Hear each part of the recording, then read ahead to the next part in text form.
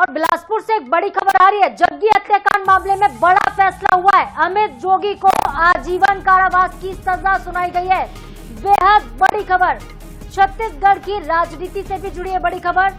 अमित जोगी को आजीवन कारावास की सजा सुनाई गई है। जग्गी हत्याकांड में बड़ा फैसला, जग्गी हत्याकांड से जुड़ी है बड़ी खबर हम आप तक पहुंचा रहे हैं, जिसमें अमित जोगी को लेकर फैसला आ गया है। अमित जोगी को आजीवन कारावास की सजा सुनाई गई। 4 जून साल 2003 को हुई थी, बता दें आपको, कि राम अवतार जग्गी की हत्या, और उस मामले में अब सजा सुनाई गई है। अमित जोगी को आजीवन कारावास की सजा सुनाई गई है, तो बड़ा झटका लगा है। कुछ दिन पहले दोषी करार दिए गए थे अमित जोगी, और अब उनको सजा हुई है आजीवन कारावास। बहुचर्चित राम अवतार जग्गी हत्याकांड, जिसमें हाईकोर्ट ने पूर्व मुख्यमंत्री अजीत जोगी के बेटे अमित जोगी को दोषी करार दिया था, अब उन्हें आजीवन कारावास की सजा सुना दी गई है।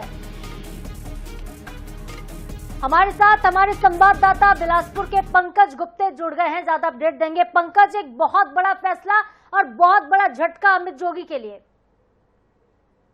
जी बिल्कुल, आपको बताना चाहता हूँ, जग्गी हत्याकांड पर हाईकोर्ट का फैसला का जो आदेश है उसकी कॉपी अपलोड कर दी गई है, जिसमें साफ तौर पर बताया गया है कि जो अमित जोगी है वो खुद ही इससे दोषी है और उनको उम्र कैद की सजा सुनाई गई है। आपको बताना चाहूंगा, इससे पहले जो हाईकोर्ट में फैसला आया था, हालांकि उसमें आदेश की कॉपी नहीं आई थी, लेकिन जो कोर्ट से निकल के सामने आया था, जो सीबीआई के वकील और जो याचिकाकर्ता के वकील, उन्होंने बताया था कि अमित जोगी के मामले में फैसला आया है और उनको 3 सप्ताह के भीतर में उनको सरेंडर करने का आदेश हुआ है। वहीं पर जो आदेश की कॉपी आज अपलोड हुई है, इस आदेश में साफ लिखा है कि अमित जोगी को उम्र कैद की सजा सुनाई जाती है, साथ साथ उनको जुर्माना भी पटाना पड़ेगा। लेकिन आपको और बताना चाहूंगा कि जो अमित जोगी को जिस तरीके से 3 सप्ताह के भीतर सरेंडर करने का जो आदेश हुआ था हाईकोर्ट से, अमित जोगी सीधे सुप्रीम कोर्ट पहुंचे हुए हैं एसएलपी लेकर के। आज उनके एसएलपी स्पेशल लीव पिटीशन पर आज सुनवाई होनी है, कुछ ही देर में उसमें भी सुनवाई होगी।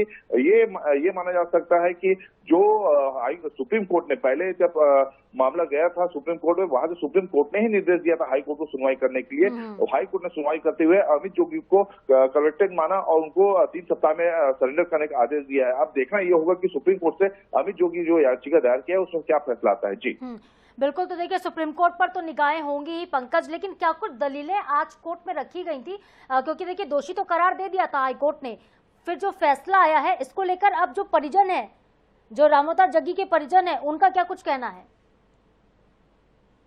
जी देखिए, राम अवतार जग्गी के जो सुपुत्र हैं, जो सतीश जग्गी, वो साफ तौर पर पहले ही जो याचिका लगाए हुए थे, उनका ये कहना था जब तक अमित जोगी को सजा नहीं हो जाती तब तक वो आखिर दम तक अपने मामले पर लड़ते रहेंगे। वहीं पर जो दलील की बात जो पूछा गया है आपके द्वारा, उसमें आपको बताना चाहूंगा, जो 2003 में जिस तरीके से राम अवतार जग्गी का गोली मारकर हत्या कर दिया गया था, 2007 में करीबन 32 लोगों को आरोपी बनाया गया था, जिसमें कुछ लोग इसमें सरकारी गवाह बन गए थे, लेकिन 28 लोग, करीबन 29 लोग, अमित जोगी को मिला करके 29 लोगों को इसमें नामजद अपराधी बनाया गया था। लेकिन निचली अदालत में जो अमित जोगी है, उनको साक्ष्यों के अभाव में उनको बरी कर दिया गया था। उसको लेकर के ही सतीश जग्गी ने पुनर्विचार याचिका लगाई थी। वहीं पर सीबीआई ने अपील दायर किया था उस मामले पर। पंकज, बहुत शुक्रिया आपका तमाम जानकारी के लिए। हमारे साथ खुद सतीश जग्गी जी जुड़ गए हैं, उनसे ज्यादा बातचीत हम करते हैं।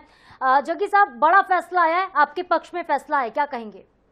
मैं सबका तहे दिल से आभार व्यक्त करता हूं, मेरी इस न्यायिक लड़ाई में जिन्होंने प्रत्यक्ष और अप्रत्यक्ष रूप से मुझे सहयोग किया, साथ दिया। मैं परमात्मा का शुक्र अदा करता हूं, मैं माननीय न्यायालय का शुक्र अदा करता हूं, परंतु मेरा ये विश्वास जो है आज न्याय के प्रति खरा उतरा है। आजीवन कारावास की सजा जो हुई है, मेरे पिताजी को सच्ची श्रद्धांजलि मिली है, परंतु मैं सुप्रीम कोर्ट में इसे फांसी की सजा में तब्दील करने के लिए प्रयास करूंगा और मेरी लॉ टीम से आगे बात करके इसमें और क्या हो सकता है ये प्रयास करूंगा कि अमित जोगी को फांसी की सजा सुनाई जाए। ये मेरा प्रयास रहेगा। तो सतीश जी, सुप्रीम कोर्ट का रुख तो अमित जोगी ने भी किया है, अगर उनके फेवर में कोई फैसला आता है या फिर सुप्रीम कोर्ट अगर इस आदेश को फिलहाल के रोक दे तो फिर? मैं सुप्रीम कोर्ट का रुख अमित जोगी कर चुके हैं। आज उनकी एसएलपी जो लगी है वो इनफेक्शियस हो चुकी है, क्योंकि उनकी जो प्रेयर थी कि हाई कोर्ट की प्रोसीडिंग, जो हाई कोर्ट का फैसला आया है और हाई कोर्ट में जो सुनवाई हो रही है उसे रोका जाए, वहां तो हो चुकी है और उसका फैसला भी आ चुका है। तो मेरे ख्याल से वो जो एसएलपी है वो उनकी एसएलपी इनफेक्शियस हो चुकी है। अब वो नई एसएलपी दायर करेंगे या नया कुछ रखेंगे तो मेरे वकील और सीबीआई के वकील उनका अपना जो जवाब है वो सुप्रीम माननीय सर्वोच्च न्यायालय के समक्ष पेश करेंगे। और मैं इस लड़ाई को निरंतर जारी रखूंगा। मैं माननीय सर्वोच्च न्यायालय से मांग करूंगा जाके कि अमित जोगी का पासपोर्ट जब्त किया जाए और अमित जोगी को फांसी की सजा दी जाए।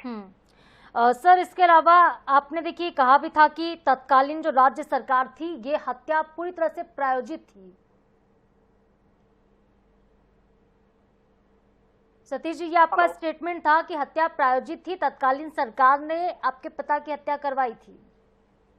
मैम, अब मेरा कहना या किसी का कहना अब वो सब चीज मैटर नहीं करता है, क्योंकि माननीय उच्च न्यायालय ने अपना जो आदेश दिया है, इतने बड़े जजमेंट में उन्होंने अमित के खिलाफ क्या क्या सबूत है, अमित को क्यों छोड़ा गया था, अमित को कैसे किया गया था, कहाँ उसको फायदा दिया गया था, कहाँ उसको वो किया गया था, सब कुछ बयां कर दिया है। माननीय उच्च न्यायालय के आदेश के बाद हम लोगों का कहना कुछ भी नहीं है, क्योंकि अब सब कुछ दूध का दूध पानी का पानी हो चुका है और अमित जोगी अभियुक्त के साथ साथ अब आजीवन कारावास की सजा पा चुके हैं। वो 3 हफ्ते के अंदर उनको सिलेंडर करना होगा, उन्हें जेल जाना होगा। बिल्कुल सर, बहुत लंबी यात्रा ये रही आप लोगों की, जो न्याय के लिए आप लड़ाई लड़ रहे थे इतने सालों से।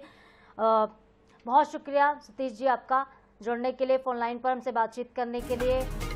तो ये बहुत बड़ी खबर, एक बहुत बड़ा झटका अमित जोगी को जो लगा है, आजीवन कारावास की सजा अमित जोगी को सुनाई गई है। जग्गी हत्याकांड मामले में बड़ा फैसला बिलासपुर हाईकोर्ट की तरफ से आया है।